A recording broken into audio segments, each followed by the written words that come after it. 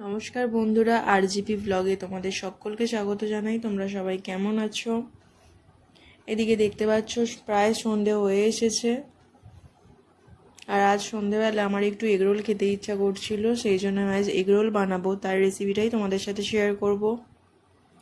এখানে আমি ময়দাটা মেখে রেখেছি। আমি আজ 4টে এগরোল বানাবো, আর এখানে আমি সমস্ত রকমের সবজি কেটে রেখেছি, গাজর, পেঁয়াজ, শসা, কাঁচা লঙ্কা সব কিছু।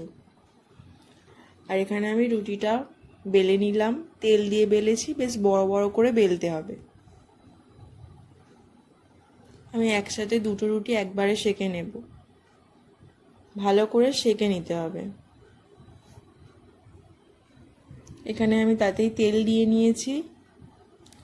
এবার ডিমটা নুন দিয়ে ফেটিয়ে রেখেছিলাম, ডিমটা দিয়ে নিলাম। ভালো করে ডিমটাকে বড় করে ভেজে নিতে হবে, ঠিক এইভাবে, যেহেতু আমার রুটিগুলো বড় সেই জন্য।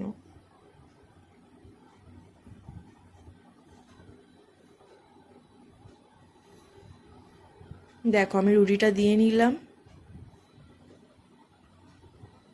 এবার ডিম আর রুটি দুটো একসাথে ভালো করে ভাজতে হবে, যাতে কাঁচা না থাকে।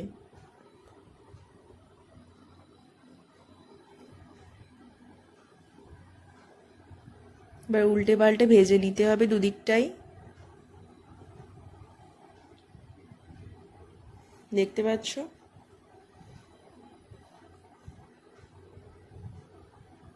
ঠিক লাল লাল করে ভাজতে হবে, ঠিক এইভাবে। এক সাইড আমার ভাজা হয়ে গেছে, আর একটা সাইড আমার ভাজা হয়ে গেছে।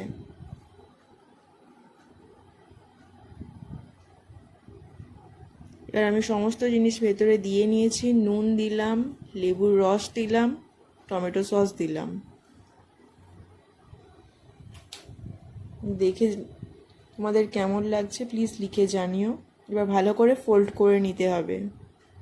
কে কে আমার মতো বাড়িতে তৈরি রোল খেতে পছন্দ করো প্লিজ কমেন্ট করে জানিও। আমি বাইরের থেকে বাড়িতে তৈরি রোলটাই বেশি পছন্দ করি। আর যদি ভালো লেগে থাকে প্লিজ লাইক এবং সাবস্ক্রাইব করবে।